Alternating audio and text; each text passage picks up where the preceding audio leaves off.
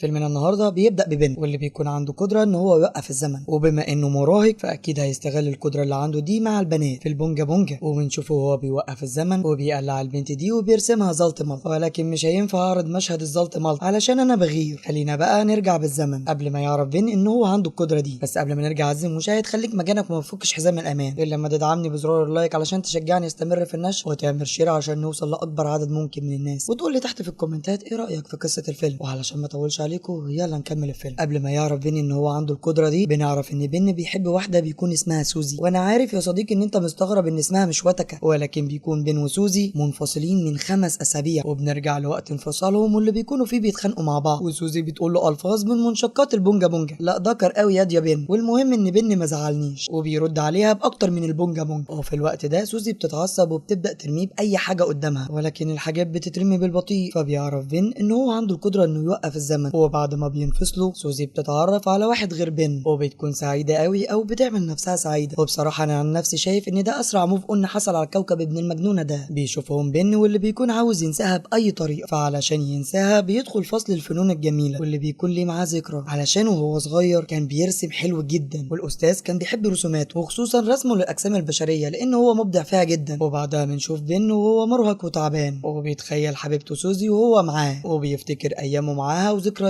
واللي بيكون نفسه يرجعها من جديد. وبيفضل بن على الوضع ده ايام لحد ما بيتهور وبيقرر يتصل على سوزي، وبيتصل عليها وبيقول لها حبيبتي سامحيني ودي اخر مره ومستحيل ازعلك تاني، عاوزين نرجع ونبقى سمنه على عسل. ولكن سوزي بترفض ان هي ترجع له وتقول له ما احبش السمنه، وده بيكون رد صاعق على بن. وبيرجع بن لحاله اكتئاب من تاني وبيحاول ينساها، بيقرا كتب كتير وبيتفرج على افلام وبيروح حفلات كتير لوحده، ولكن بيفشل وما بيقدرش ينساها. بيروح مول علشان يشتري شويه حاجات وبيلاقي الورقه دي واللي بيكون مكتوب عليها انه مطلوب ناس للعمل في ورديه الليل. فبيقرر بن ان هو يقدم على الوظيفه دي بما انه ما بيعرفش ينام بالليل. بيجي تاني يوم وبيروح بن علشان يقدم على الوظيفه وبيقابل المدير شنكيز، وفعلا المدير بيقبله في الوظيفه، وبيكون بن واثق ان شغله ده هيفرق معاه كتير ان هو ينسى سوزي. بيبدا بن الشغل وبيعرف ان زمايله دول بيحاولوا يضيعوا وقتهم علشان ما يحسوش بالزهق. فمثلا الكاشير شارون كانت دايما بتخبي الساعات اللي قدامها علشان مش كل شويه تبص عليها، وبير اللي كان بيضيع وقته في اي حاجه تافهه الا الشغل، واللي بيقلب المصلحه قهوه، واللي بيكون عنده صديق السوق واللي هو ماك، والاتنين بيحطوا العاب المتجوزين بتاعه البونجا بونجا في عربيات الستات، وهم بيجيبوا اي حاجه من المول، وبيكون في منهم ستات محترمه بيرجعوها، وفي منها ستات بتاخد العاب البونجا بونجا دي علشان بتكون عايزاها لغرض شريف. المهم ان هم بيضيعوا وقتهم، واللي بيكون مديرهم جنجيز اللي بيتضرب على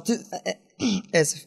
وشنكيز ده بيكون على عكسهم تماما لانه بيهتم بالوقت وبيفضل يفخم في نفسه ويفضل يقول ان هو ازاي بقى حاجه عظيمه في المجتمع. ولكن بن بيقضي وقته بطريقه مختلفه، كان بيجمد الوقت وبيقلع الستات اللي في المحل زلط ملط، وده علشان يرسمهم مش علشان اللي بالي بالك، وكان عاوز ياكد لنفسه ان هو رسام محترف. وبعد ما بيخلص رسم بيلبس الستات هدومها تاني. شفت الراجل طلع محترم، انت بس عزيزي المشاهد اللي ظلمته نيتك كانت ورا مصنع الكراسي. وبعدها بيطقطق صوابعه فالوقت بيرجع طبيعي. بيروح البيت وبيقابل صديق الطفوله شون، وبيكون شون على عكس بن تماما واللي بيكون مقضيها سهرات مع البنات، واللي بتكون اهم طموحاته في الحياه ان هو يتجوز ويعمل البونجا بونجا. بنيجي لليوم اللي بعده بن بيشوف شارون وبيكون معجب بيها، ولكن هو بيكون جبان وما بيعرفش ليه هو بيحبها. بيطلع بن سندوتش علشان ياكله، ولكن شارون بتاخد منه قطمه ويا بخت القطمه بيكون على وشها بواقي حاجات من الاكل ما بتعرفش تشيلها، وبيمد بن ايديه وبيشيلها لها، وبتمشي شارون وبيكون بن سرحان في جمالها وعاوز يوقف الوقت علشان يقلعها زلط ملط ويرسمها. ولكن بن ما بيخلصش سرحان وبيلاقي شارون طلعت بره، وفجأة ماك بيظهر من فوق وبيقول له ان هو هيطلع مع شارون في موعد غرامي. بيتحطم بن وبيقول هو انا ليه حظ نحس، وبيفتكر لما كان صغير في المدرسة وكان بيحب بنت معاه في الفصل، ودي غريبة شوية لان انا ومعظم صحابي حبينا المدرسة بتاعتنا. ولو ده حصل معاك عزيزي المشاهد ما تتكسفش وانزل قول لي في الكومنتات، وبدون ذكر اسماء قول لي اسم المدرسة اللي انت حبيتها تحت في الكومنتات. المهم ان كان بن بيحب بنت معاه في المدرسة، وكانت البنت دي من اشطر التلاميذ في الفصل. وفي يوم دراعها بيتكسر وبيروحوا كل التلاميذ علشان يكتبوا على الجبس الا بن، واللي بيكون عاوز يكتب لها حاجه على الجبس ولكن بيكون محرج منها. وبعد فتره البنت دي بتشيل الجبس وبيكونوا زمايلها مبسوطين جدا، ولكن بيتريقوا عليها لما بيشوفوا الشعر اللي في ايديها واللي كبر بشكل غريب قوي بسبب الجبس. في وقتها بن بيقرر يروح لها ويقول لها ان هو هيفضل جنبها مهما حصل، وبيبقوا صحاب جدا. وفي وقت من الاوقات البنت دي بتروح لبن وبتقترح عليه ان هم يخرجوا في موعد غرامي. بن بيوافق وبيقول لها ان هم هيخرجوا اخر الاسبوع الاسبوع. بتعدي الايام وبنوصل لليوم اللي هم اتفقوا عليه. بيروح بن المكان اللي هم اتفقوا عليه، بيستناها ساعة واتنين وتلاتة وما بتجيش. بيستناها اليوم كله وللاسف برضك ما بتجيش. يا عيني يا بن، سايب عليا الولا. بيروح بن تاني يوم المدرسة وبيلاقي ان البنت واهلها اتنقلوا من المدينة خالص. بيعرف يومها ان هو منحوس وبيخش في حالة اكتئاب. بنرجع للوقت الحاضر وبنشوف المدير شنكيز وهو بيقول للموظفين ان هم هيلعبوا ماتش كورة النهاردة. بيروحوا يلعبوا زي المحترفين وبيكونوا خسرانين 26-0 بس. بن بيزهق فبيقرر ان هو يوقف الوقت علشان يروح يرتاح شوية، وبيروح علشان يشرب حاجة. ولكن فجأة الشخص ده بيطلع يجري، وده معناه ان في حد تاني غير بن بيقدر يجمد الوقت. بيرجع بن الملعب وبيطقطق صوابعه وبيرجع الماتش، ولكن بيخبط ماك المدير شنكيز بالكرة في وشه، فبتيجي في مناخيره وبتنزل كاتشب. وبيروح للمستشفى وكل واحد بيروح لوحده الا بن. بيقرر ان هو يعزم شارون فبتوافق، وبيروحوا يقعدوا مع بعض في كافيه. بيتكلموا مع بعض شوية، وشارون بتقول لبن ان هي عاوزة تتجوز رسام. وبيكتشف بن من كلامها ان في حاجة مشتركة ما بينهم. وبعد ما يخلصوا كلام بن بيروح يوصل شارون لحد بيتها، وشارون بتتقرب منه وبتكون عاوزة تبوسه من شفايفه، ولكن الشفة عنده بترف عزيزي المشاهد. وتقريبا كده بن بيكون ناسي ان ده موسم التزاوج، فبيرزعها البوسة في خدها. وتاني يوم المدير شنكيز بيقول ان هو هيعمل حفلة، وبيكلف كل واحد فيهم بحاجة. وبيجي الدور على بن، وجينكس بيقول له ان انت اللي هتجيب الرقاصة علشان نولعها، اما انت مدير مراهق صحيح. بيطلع بن وهو بيفكر ان هو لازم يروح لصديق الطفولة شون علشان هو الوحيد اللي يقدر يجيب له رقاصة تولع الحفلة. وبيروح له وبيقول له ان المدير شنكيز عاوزني اجيب له رقاصة علشان الحفلة، وانت اللي هتساعدني، ولو ساعدتني انا هاخدك معايا الحفلة. بيروح هو وجون البار اللي شون دايما متعود ان هو يسكر فيه، وبيتفقوا مع رقاصة هناك. وبنيجي تاني يوم وبنشوف ان في واحد بيتصل على بن وبيقول له ان هو مهتم بالفنون والرسوم، وبيقول له ان هو عاوز يشتغل معاه، وبيتفق معاه على الميعاد. بس بن ما بيكونش عارف ان ده مقلب من جاك زميله في الشغل. وبيروح بن لشارون علشان ياخدها ويروحوا للحفلة بتاعة المدير شنكيز، وبيعرفها ان في معرض رسومات كبير طلب ان بن يشتغل معاه. فشارون بتفرح جدا وبتشجعه، وبيمشوا مع بعض علشان يروحوا الحفلة. واول ما بيوصلوا بيكتشفوا ان الحفلة بدأت اصلا، وشون صاحبه بياخد قلم من البنت دي، وجاك بيرقص زي المجنون. وبيكون شنكيز هو اللي ماسك الدي جي. يعني من الاخر كده الدنيا بتكون بزراميط. وفي الوقت ده بن بيشوف صديقته سوزي، وبيعرف انها حبيبة اخو المدير شنكيز اللي هو المدير بتاعه. وبيطلع بن علشان يعمل زي الناس، بيلاقي سوزي في وشه واللي بيكون باين عليها الندم، واللي بتفضل تترجاه ان هو يرجع لها، ولكن بن بيرفض بكل كبر. وفجأة سوزي بتنط عليه وبترزعه واحدة مشبك، وبن بيبص وراه بيلاقي شارون، وبتكون شافت كل اللي حصل. بيحاول بن يشرح لها ولكن شارون بتسيبه وبتمشي. بيطلع من الحفلة وبيروح وراها البيت علشان يفهمها اللي حصل، ولكن الغضب بيكون عامي شارون، وبتبدأ تشتمه وتقول له كلام من مشتقات البونجا بونجا. فبيتكسف بن وبيتضايق وبيسيبها ويمشي. وبيرجع بن لحالة الاكتئاب من تاني، وبيكون زعلان علشان شارون اتخلت عنه، وبيكون رابط امله الوحيد في المكالمة اللي هتجيله من المعرض. ولحد دلوقتي ما بيكونش عارف ان ده مقلب. بيروح بن المعرض في اليوم اللي هم اتفقوا عليه، وبياخد معاه افضل الرسومات اللي رسمها في حياته. ولكن في المعرض بيعرف ان هم ما كلموهوش، وان ده كله كان مجرد مقلب. بيكون الاحباط قضى على بن وبيكون ماشي، ولكن الراجل بيشوف رسوماته واللي بتكون كلها لشارون، فبيعجب بيها وبيكون شايف ان اللوحات طبيعيه جدا. وبيقول لبن ان هو هياخدهم ويعرضهم في المعرض بتاعه. بنروح لشارون واللي بيجي لها دعوه رسميه من المعرض، وبالرغم انها بتكون زعلانه من بن ولكن بتقرر ان هي تروح المعرض. بنروح هناك وبنشوف ان كل الرسومات مرسومه ليها، وبنعرف ان بن ما بقاش يرسم اي ست غير شارون. بيشوفها بن وبيروح لها علشان يعتذر لها وبيفهمها سوء التفاهم، ولكن شارون بتقول له ما تقولش اي حاجه، انا دلوقتي عرفت مدى حبك ليا. وبيجمد بين الوقت، ولكن شارون ما بتكونش اتجمدت، وبيمسك ايديها وبيطلعوا يعملوا حاجات ما بتحصلش غير للمتجوزين والمتجوزات. ونهايه الفيلم كانت بونجا بونجا بكل حب. وبكده نكون وصلنا لنهايه الفيلم اللي كتبه محمد نصار، اما بقى اللي سجله ومنتجه فهو نور فوكس اللي هو انا عزيزي المشاهد، واللي عمل لك الصنبنيل اللي شد ده عزيزي المشاهد هو احمد عاطف. وما تنساش بقى عزيزي المشاهد انك تعمل لايك للفيديو علشان نستمر في النشر، وتعمل شير للفيديو علشان نوصل لاكبر عدد ممكن من الناس. وبرضك ما تنساش تقول لي تحت في الكومنت تحب المره الجايه نتكلم عن فيلم ايه، وايه رايك في قصه الفيلم ده.